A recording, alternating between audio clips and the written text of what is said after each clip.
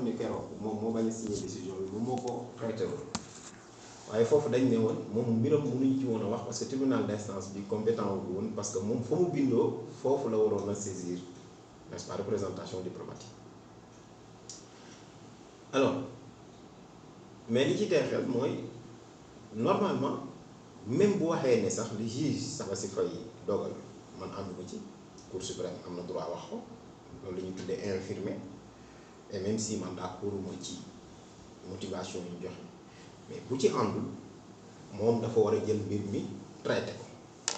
mais foofu ngay xamee ni bu ñu ko traité woon dañuy jox Ousmane Sonko dëkk. ci nan voilà moo tax toujours damay wax ne partout où le droit sera dit Ousmane Sonko aura raison et il triomphera maanaam bu ko traité woon ci biir mooy ala kulli ali Cour suprême dina xamante ne ni état bi respecté wul les formalités nécessaires mooy maanaam jébbal ne Ousmane Sonko radié nañ ko amul acte boo xam ne jox nañ ko Ousmane Sonko te yoon dafa ne il faut qu'il y ait une notification à l'intéressé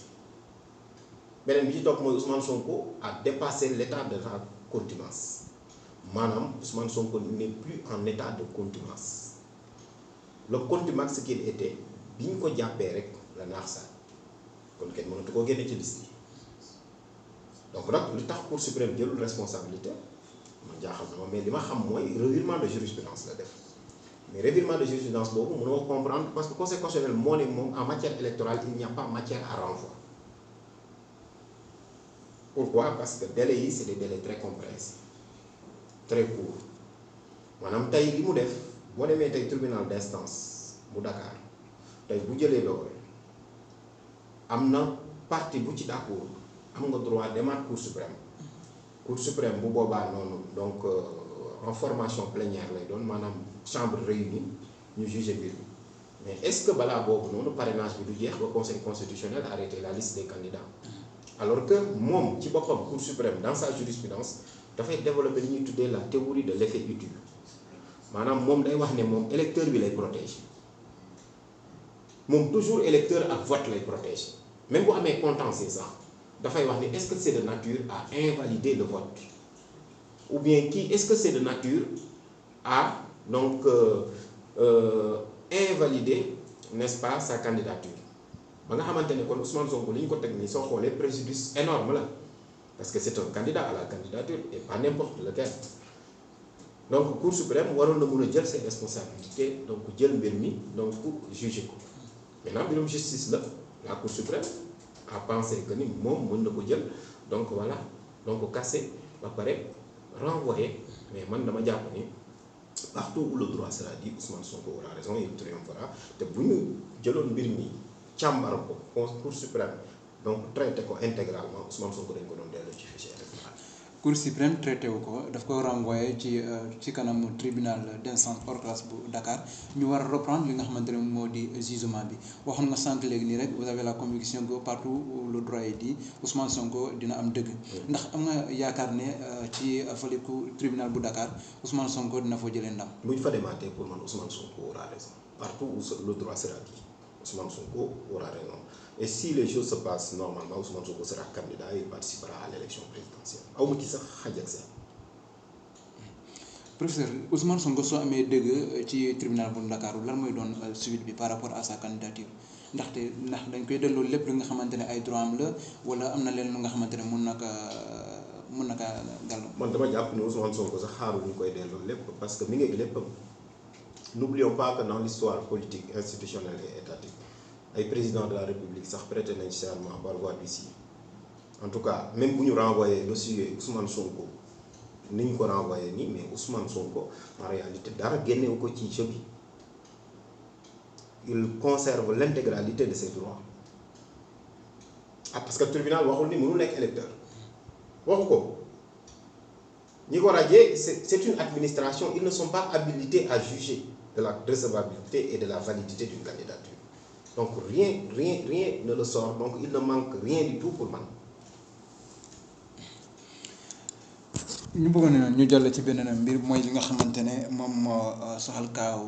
Bassirou Diomaye Faye bi nga xamante ne moom la Ousmane Sonko tànn pour mu daal di jiite patriote yi ci wàllum parrainage bi mu am ginnaaw bu mu tànnee Bassirou Diomaye Faye mu am coow bi nga xamante ne judd na am sax ñu nga xamante ne ñuy wax ne Bassirou Diomaye Faye am na leneen lu nga xamante ne mu ngi koy peut-être que mun na doon gàllankoor ci moom maanaam nee nañu parti bi nga xamante ne ci la bokkoon maanaam Pastef bu ñu ko dissoudre am na ay déchéances yu nga xamante ne peut-être mun nañoo tegu ci Bassirou ndaxte loolu yow tamit loolu nga ko gisee ñu bëggoon tamit nga gindi ñu par rapport ak loolu. man maa doon jiite président man maa nekkoon président de la autorité de régulation du parti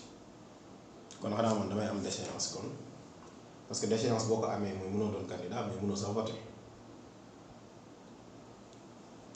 man dara xañ na ma vote tey su ma bëggoon dem noonu candidat dara mënoon na ma ko xañ non ñuy wax loolu noonu diversion la ñuy def. Bassirou Diomaye Faye n'est frappé par aucune déchéance aucun militant ni aucun membre de PASTEF n'est frappé par une quelconque déchéance que ce soit kooku débat boo xamante ne dañu ko amuñu sax fu ñu sukkandiku ñu koy wax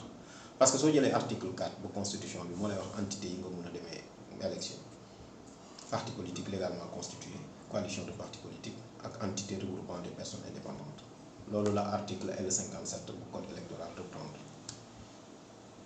moo tax dégg naa sax ay nit di wax ni oui ay candidats indépendants di wax kii mais dama lay bëgg xamal ni la wax jooju noonu tegul fenn xam nga amul benn déchéance bu frappé donc un membre de PASTEF à commencer par le leader de PASTEF jusqu'au militant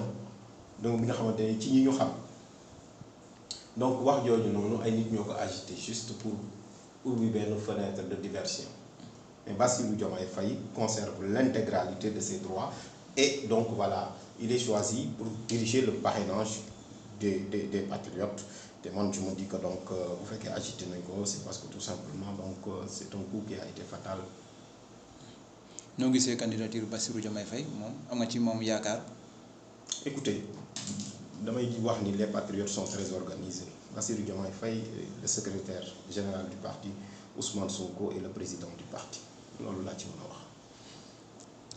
ki nga xamante ne moom moo di dossier Ousmane Sonko Mame Mbaye Niang ñu daal di koy enrôler waroon cee sëgg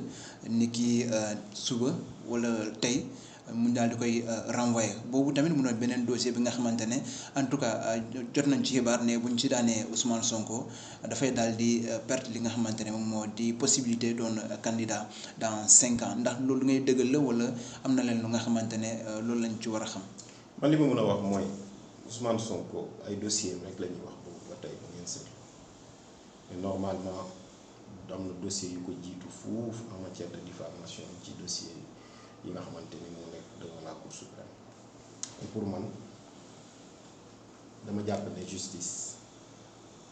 dafa am lu muy doxe le temps de la justice n'est pas le temps n'est-ce pas commun et man pour man dossier boobu noonu ci diggante bi war ñu ko gis sax mën na juger loolu laa gëm en fonction de la jurisprudence maintenant bu ñu ca yeggee dinañu xool li ci justice bi nar a wax waaw. bu ko daanee lan mooy xaar Ousmane Sonko. bu ko daanoo xaw ma parce que xaw ma nan la koy daanee Cour suprême gis ngeen ni mu def bërki démb donc loolu laay wax le principe de l'imprévisibilité des décisions de justice parce que tey jii nii daan ko mooy maanaam mu dëggal li ñu waxoon mën na ko tamit infirmer man je ne veux pas. donc insulte l'avenir sur ce dossier là mais li ma mën a wax mooy amul dara lu mën a gàllankoor Ousmane Sonko pour mu nekk candidat en tout cas man loolu laa jàpp maintenant dossier boobu noonu c'est un dossier pendant boo xamante ni nii yóbbu nañ ko Cour suprême nit ñi waxoon nañ ne enrôlé nañ ko gisuñu woon enrôlement bi waxoon nañ ko encore di ko agité dafa mel ni dafa am ñeneen ñoo xamante ni nii dossier boobu noonu ñu enrôlé ko da leen a arrangé moom laay wax naan est-ce que réellement Ousmane Sonko dafa war a nekk ci dëkk boo xamante ni son éligibilité ak son inéligibilité moom mooy donc intéressé nit ñi ba nga xamante ni à chaque fois Ousmane Sonko dossier bu ne dinañ ko teg wala ñu tegal ko dossier dem nañ sa ba wutul ko dossier ay vol de téléphone et cetera rien que juste pour l'arrêter ou bien pour essayer de lui mettre beaucoup de procédures mais man li ma xam ak li ma jàpp yàgg naa koo wax et dossier boobu noonu dama ci yàgg a wax dama ni Ousmane Sonko dossier boobu noonu ni mu ci taxawee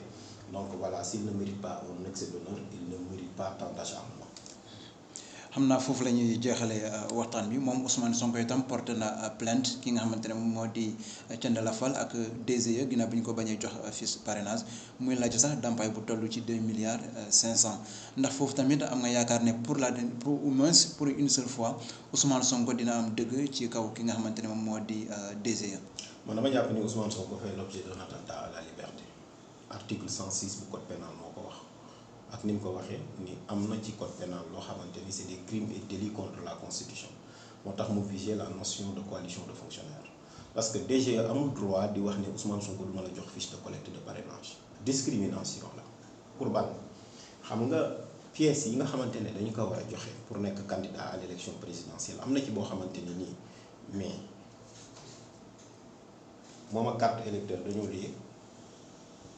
muy la nationalité il faut être exclusivement de nationalité sénégalaise kan mooy defar passeport ak carte d'identité du ministère de l'intérieur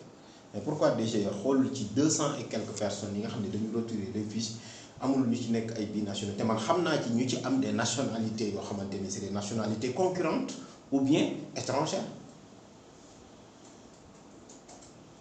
est-ce que mun nga seppi loolu rek DGE mun na seppi pièce boobu noonu ni non moo tax DGE dafa outrepasser ses prérogatives conseil constitutionnel en vertu de l'article L126 du code électoral rek moo ko mën donc Ousmane Sonko fait l'objet de discrimination de persécution et de confiscation de ses droits pour man dama jàpp ne Ousmane Sonko fait l'objet d'un attentat à la liberté en vertu de l'article 106 du code pénal. Professeur maa ngi lay jërëjëf bu baax a baax amoon kontante bu baax a baax daal di seq ak yow waxtaan ñu lay jërëjëfal ci leer lu nga xamante ne def na ko te nga faral di koy def saa ko réew mi yitteewoo ma lay di grand merci par rapport ak li nga xamante ne moom la ñu wax ci waxtaan bi. waaw man di leen gërëm aussi di kontaan ci liggéey bi et surtout ak ki leen jiite Babacar di am aussi kontante di wax ni aussi donc pendant ces période d'élection on a besoin de la presse on a besoin aussi donc d'une presse libre et indépendante comme yéen ñoo xamante ne dañuy def seen liggéey ni ko yoon tëralee beneen bi stop mooy di ñaax sénégalais yi aussi di leen wax ni leen aussi donc que nous sommes dans une démocratie et que dans une démocratie aussi donc le seul étalon de mesure c'est le suffrage universel. Merci beaucoup.